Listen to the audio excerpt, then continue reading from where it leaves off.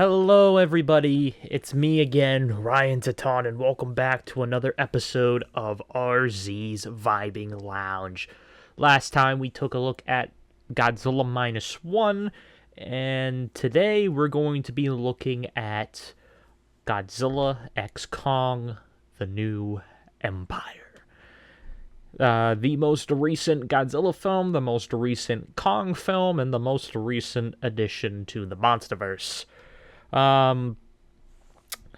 Before we begin, I thought I would give my quick thoughts onto the other Monsterverse movies because I feel like, can't really talk much about the Monsterverse, the latest edition of the Monsterverse without kind of going back a little bit and just kind of giving quick thoughts on each of the other Monsterverse films. Anyways, 2014, I absolutely love 2014. It is easily my favorite of the Monsterverse. When I first started getting back into like YouTube and such back in like 2015, 2016, I wasn't a big fan of it, but as of, nowadays, I love it so much. It's, I think it's a lot of stuff that I love in a Godzilla film, and I just have fond memories of that movie.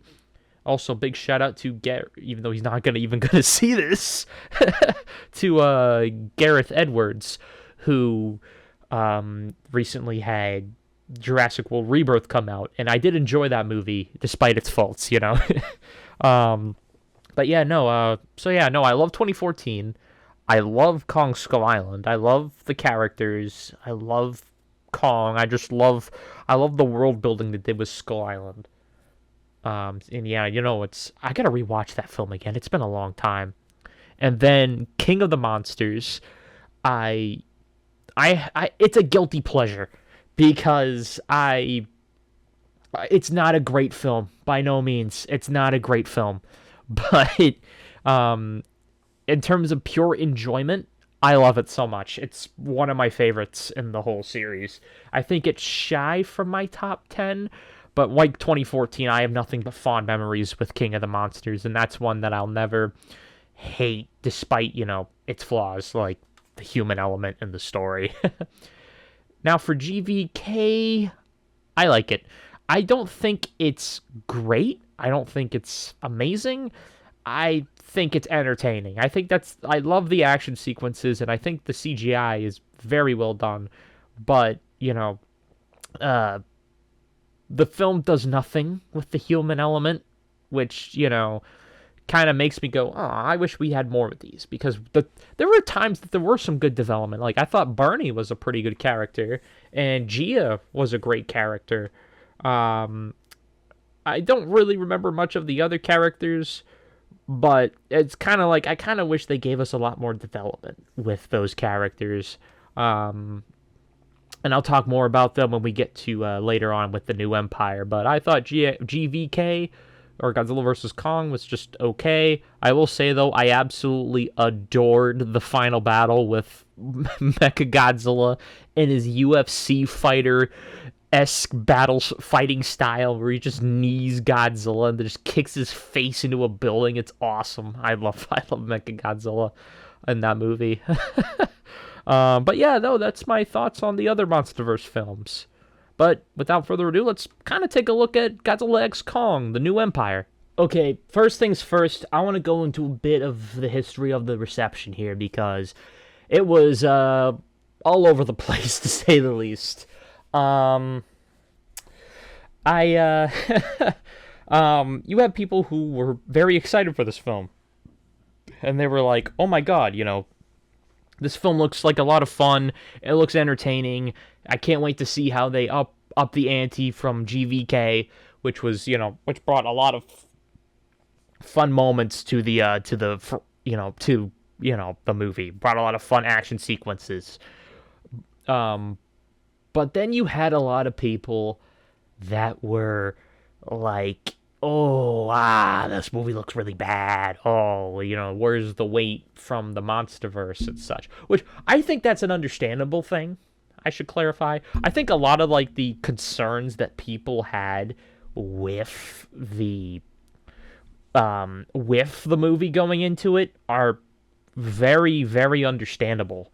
Like, what happened to the weight that the Monsterverse once had, or like, oh, I don't think the effects look as great. I think someone brought up atmospheric perspective, which I think understandable. I think a lot of people were, if you didn't like GVK, you are most certainly not going to like GXK. So that's the thing I had with this movie. So like, it's like, yeah, no, I understand completely with those ones. But the ones that I didn't understand were the, -1 just came out. We had that, and that was an amazing movie. Like, this is just gonna not be as good and such, or something like that. And I just did not like those comparisons.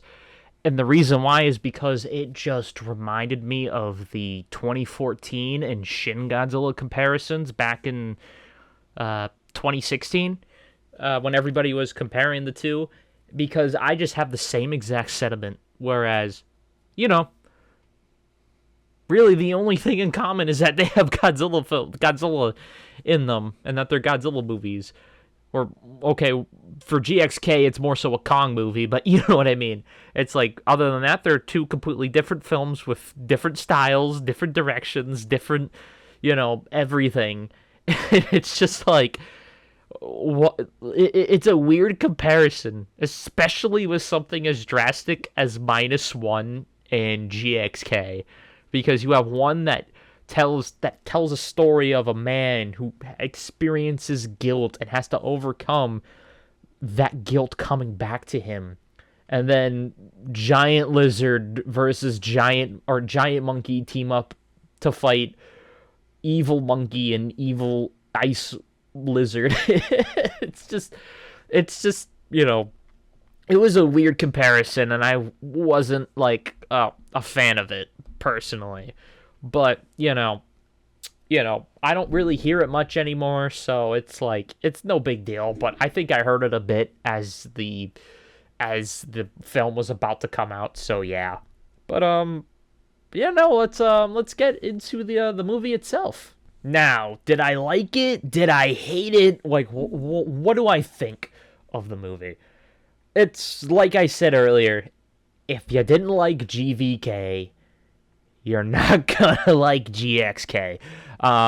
Basically, I liked it. I actually did think it was a little bit better in GVK in a lot of regards, but a lot of my praises and my complaints of GVK fall into GXK as well. And I kind of knew that going into the movie, that like, yeah, no, I think a lot of the stuff that I loved about GVK are gonna transfer to this movie, but the stuff I dislike is also going to transfer. But like I said, I do think it's a little bit better personally. So yeah, no, I just think it's better, a little bit better. The one thing I will give, because first of all, let's talk about the thing, and probably my biggest concern with the movie, the human element, the story and such. So yeah, no, once again, I don't think it's as much as I would love for a kaiju film, but I will say that I think they handled it better than GVK, because there were a couple characters that I felt needed a little bit more time to shine, a little bit more development, and I think they got it. That being Rebecca Hall's character. I forgot her name. I think it's Eileen Andrews. I think they handled her character much better here, and they gave her a lot more to do than they did in GVK, which is something that I do appreciate with that. Bernie, once again, is my favorite character. He was funny. Well, actually, he's my second favorite character in this movie. My favorite is actually Trapper, played by Dan Stevens. I think they did a great job with his character. He's entertaining. He's got a genuinely, like, chill and relaxed personality. He's generally, like, he's one of the coolest characters in the Monsterverse. And it's just, like, I really liked how they handled it. I'm excited to see him back in Supernova. I believe he's coming back, and it's like I'm interested to see how they advance the character of Trapper. So yeah, much praises to that. They gave a lot more for Gia in this movie. I think they handled the characters here better in GVK. So the characters, while not the best in terms of development, I think they were handled here a lot better than they were in the previous film. So that gets a little bit of a plus for me. Now as for something that I really like about this film is this kind of delves into the characters. The same can apply to to GVK as well, but I'm mainly looking, with GVXK, I think they did it even better, and that was making the kaiju, more so Godzilla and Kong, characters. I think Godzilla and Kong are generally fantastic characters. So, and I think the Monsterverse, more so GXK, has handled that very well with showing off their personality and who they are. Especially Kong. He gets a lot to do in this movie, and it's really cool. Another major props I want to give to is Scar King. Like, I think he's actually really cool. I really like how he's like this king, this false king, and that like he acts all this whole tough and mighty character when in reality, without like the monkey, without the other apes, and without Shimo, he really isn't much. He really doesn't have much. And he acts all tough and just aura farms. It's funny as heck. I generally do think it's hilarious. I do. But yeah, no, like anytime he like stands upright, he does like a JoJo pose, and it's just like, oh my god, they knew what they were doing with this character, and I thought they really handled a lot of the personality a lot. Shimo, I thought, was really cool. I liked how at the beginning she was just this mindless beast that just does Scar King's bidding, and then once the crystal that controls her gets destroyed, she's just like, huh? She's like this curious like critter that's just like, what? It's just awesome. I thought she was really cool, and plus I did like the design of Shimo. It's really cool to finally see some more ice kaiju added to the mix. Now, another thing is Godzilla. Let's talk about him. Personality-wise, I think they did great with him, I thought they did pretty well with him. I think, he has probably my favorite scene in the whole movie when he attacks that nuclear facility in France. France. I just loved the lighting of that scene, and it's just a really cool sequence.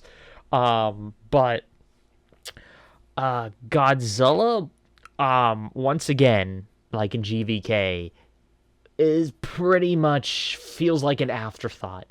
They gave him something to do with going down underwater with to go get the energy from Tiamat and the nuclear reactor. So it's a little bit more than in GVK, but still, they really didn't do.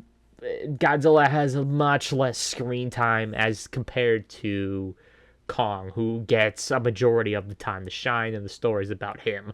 Hopefully they fix that in Supernova, but we'll have to wait and see. And yeah, Suko. I forgot about Suko. Suko, I enjoy. He's a funny little guy. I love the scene where, of course, everyone has to bring this up, when Kong just grabs him by the leg and just starts beating the other apes with him. It's a great scene. I laughed really hard at that in the theater. It was great. But yeah, no, Suko was cool. I kind of like how they gave him a lot of, gave him a little bit of a, oh yeah, he was once evil, but, Kong, he learned that, Kong, learned to trust Kong due to the power of being kind, and now he's with Kong and such. I thought that was really cool. And then, oh yeah, that's right, Mothra's in this movie. I thought, originally, actually, Mothra was supposed to be a different monster. It was this weird reptilian bird creature, and I'm gonna be honest, it looked hideous. It did not look great from the picture that I saw of it. So yeah, I think they swapped it to Mothra. It's funny because Mothra's like the one of the few monsters, returning monsters and King of the Monsters that died, and she's the first to come back, and it's just like, oh really? Because you have Rodan, who's nice and alive and well, and you don't really do much with him, which is like, oh come on, you can bring back Rodan for a movie, a movie, right? And what's funny is, aside from just having Godzilla and Kong reconcile, and just blasting the apes away with her web so that they don't get to the other to actual Earth and not Hollow Earth. She kind of, after she's all set with the Hollow Earth stuff, she just dips from the rest of the movie, and she just flies away in the distance. So they're probably setting her up for something else, but it's still like, she doesn't do entirely all that much in the movie to begin with. So it's like she's there probably because 70th anniversary stuff. That's my assumption. So yeah, no, Mothra was all right. Probably the weakest of the kaiju in the film, but all in all, I think a lot of the kaiju were handled really well in terms of their personality. Now, another thing I want to talk about, and this also ties into the kaiju, is the world building with Hollow Earth and just regular Earth, and the type of kaiju and titans you would see in those movies. I just noticed I probably have been calling them all kaiju, even though they're also called titans. I'm gonna get one person screaming, "They're titans!" and like the Cosmo meme. Yeah, no, I really love the world building that both GVK and especially GXK have. Like, you get to see a lot of Hollow Earth and all the creatures that live around it. Like, you get, lizard guy, Doug. You get, what was it, the parrot frog. I think that's what it's called, parrot frog. The drowned viper, but I like to call him gator snake just because it's funny. You get the electric guys. You get all these creatures, and you get, like, go to the subterranean levels with, Scar King and the apes, and it delivers a lot on the world building, and it's something that I really appreciate, something that I really loved with something like, let's say, the Showa series or the Heisei series of Godzilla, where they would expand upon world building. The Kong movies do this really well too. Yeah, no, I really loved the world building in this movie. I thought it was just really cool, just very interesting. And now we are to the soundtrack with the film. That's the next thing I want to talk about. I think the soundtrack, I don't like it. Once again, if you did not like GVK's soundtrack, you're not going to like this one. Composed by Tom Holkenborg? I think that's how you say his last name. Junkie XL. And I am very mixed with him as a composer. There are themes and soundtracks that he's done that I do like. Like, I like the Wonder Woman theme from Batman v Superman, and I loved what he did with the Sonic 3 soundtrack with composing the Live and Learn tracks. As a guy who played Sonic games when he was a teenager, it was like, oh my god, my childhood. But yeah, no, but here, no. I think a lot of his tracks are just kind of like, they just don't stick out to me. It just feels, what's the word, like MIDI? Like, I don't know, it's just a weird soundtrack to me. It's just, it doesn't feel as blood pumping and as exciting as a lot of other soundtracks in this franchise, or as something like, 84, for example, atmospheric, which, for a film like this, I'm not looking for atmospheric, but I'm looking for, like, catchy and blood pumping, and none of the tracks really do that to me. In fact, a lot of it, just some of his Godzilla theme, for example, it just feels like a discounted Akira Ifukube. And it just, I don't know, the soundtrack doesn't do it for me. It's certainly, like, probably one of my lesser favorite soundtracks, if I'm going to be honest. Same with GVK. And now onto the fight sequences. And personally, I enjoyed them. I thought they were generally very entertaining. I really, I just like how balls of the walls these fight sequences can get with this movie, especially in the final battle with Hollow Earth when they're just floating all over the place thanks to the messed up gravity. Then going to Rio de Janeiro, and then Kong giving Scar King the biggest fatality, just slamming him while he's frozen and just bursting him into bits. It's just insane. I know some people are just kind of like indifferent with them because of the weight, which I totally get. But to me, I just really do like these fights. They're just entertaining, and they just bring out this just inner child in me. Like, even the beginning sequence when Kong's just trapping those dog creatures, I thought it was really cool. And just Kong just doing a fatality, just ripping one in half. It's awesome. Shout out to Scar King's introduction and his battle with Kong. I like how he uses his whip. I think it's cool that he has like a bone whip thing, and he uses it like as like a method of attack. It's just really interesting how creative they can get with the choreography here, and much appreciation to that.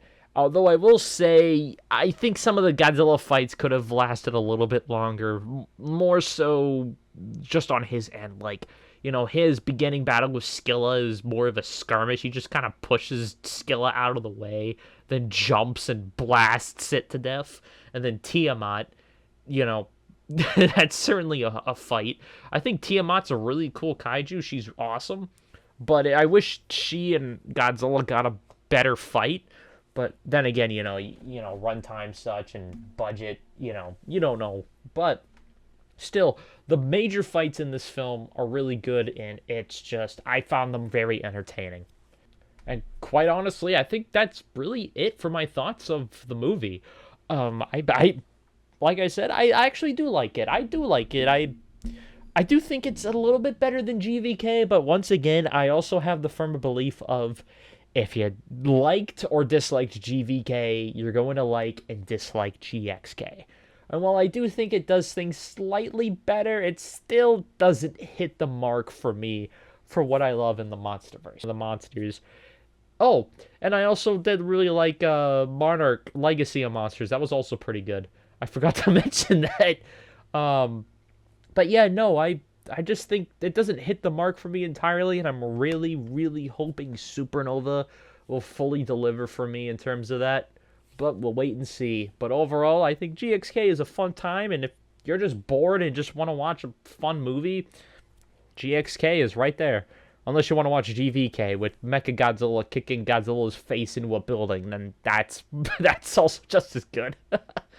But yeah, no, thank you all for watching. I plan on releasing these bi-weekly. I think I like that schedule, doing these bi-weekly. That way I have a week of just, okay, I can just relax and just chill.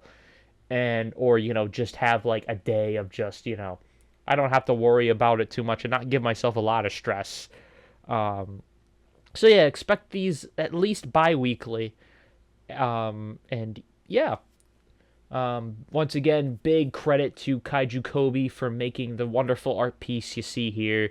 Thank you so much, man, for making this for me. And, it's such a great piece, and it makes me so happy seeing it. And before I leave, I do want to give one final update, and that is I unfortunately will not be going to G-Fest this year.